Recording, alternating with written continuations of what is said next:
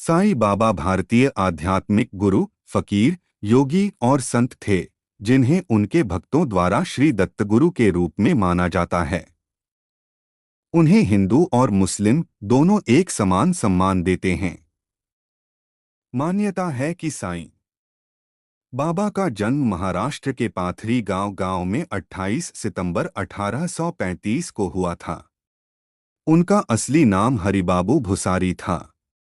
उनके पिता का नाम गोविंद भाऊ और माता का नाम देवकी अम्मा था।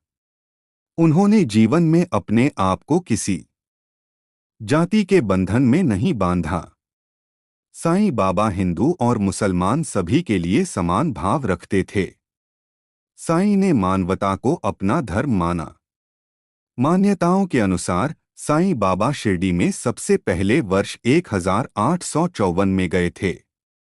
जिस समय वह शिरडी पहुंचे उस समय उनकी आयु केवल 16 वर्ष थी। शिरडी पहुंचकर उन्होंने नीम के वृक्ष के नीचे बैठकर ध्यान किया और भिक्षा मांगने गांव में गए। भिक्षा में मिला कुछ भोजन उन्होंने स्वयं ग्रहण किया और बाकी भूखे कुत्ते को खिला दिया। प्रतिदिन वे नीम के वृक्ष के नीचे ही सोते उठते और ध्यान किया करते थे और भिक्षा मांगने गांव जाया करते थे। लोगों के पूछने पर कि वे नीम के वृक्ष के नीचे ही क्यों रहते हैं, तो उन्होंने उत्तर दिया कि उनके गुरु उसी नीम के वृक्ष के नीचे ध्यान करते थे। लोगों के उपहास करने पर उन्होंने वहां खुदाई करने को कहा। खुदाई करने पर नीचे से शिला दिखाई दी, जिसे हटाने पर गुफा का द्वार दिखाई दिया जहां 4 दिए जल रहे थे और गुफा में मालाएं आदि पड़े थे। इस घटना के बाद गांव वालों में उनके प्रति श्रद्धा बढ़ गई, जिनमें म्हालसाप्ती प्रमुख थे। वाइजा माई रोज साईं बाबा को भिक्षा देती थीं और उनके न आने पर स्वयं उन्हें भिक्षा देने पहुंच जाती थीं। कुछ समय पश्चात वे अचानक शिरडी से गायब हो गए। फिर एक बार शिरडी में चांद पाटिल नाम के एक व्यक्ति की बारात के साथ साईं बाबा एक बार फिर शिरडी पहुंचे। शिरडी पहुंचने के बाद बाबा म्हालसाप्ती के घर पहुंच गए, जहां उन्होंने उनका स्वागत आओ साईं कहकर किया। तभी से शिरडी में वे साईं नाम से प्रसिद्ध हो गए। वे गांव के लोगों का दुख दर्द सुनते और उसे दूर करते।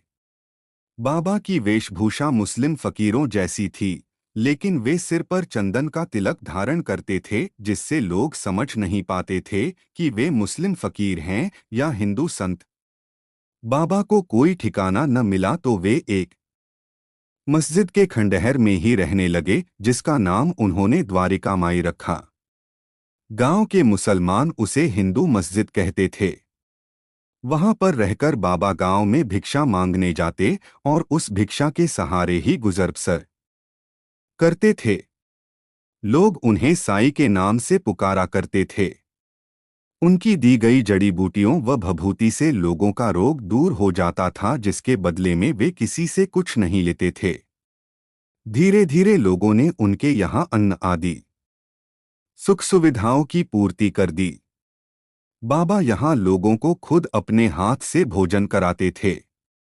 वे खुद चक्की चलाकर आटा निकालते थे और अपने हाथों से भोजन पकाते थे। उनके दर्शन करने दूर दूर से लोग आने लगे।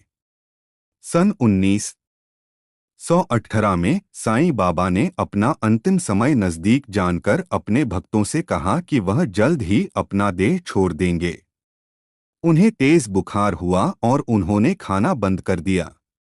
15 अक्टूबर सन 1918 में उनके महासमाधि लेने के पश्चात उनकी पवित्र देह को शिरडी के बूटीवाड़ा में दफनाया गया और वहां श्री साईं की अलौकिक एवं अविनाशी तुरबत का निर्माण किया गया, जो बाद में एक पूजा स्थल बन गया, जिसे आज श्री समाधि मंदिर या शिरडी साईं बाबा मंदिर कहा जाता है। आज साईं बाबा के कारण ही शिरडी भारत के प्रमुख हिंदू तीर्थस्थलों में आता है। शिरडी के साईं बाबा महाराष्ट्र, ओडिशा, आंध्र प्रदेश, तेलंगाना, कर्नाटक, तमिलनाडु और गुजरात राज्यों में विशेष रूप से पूजे जाते हैं।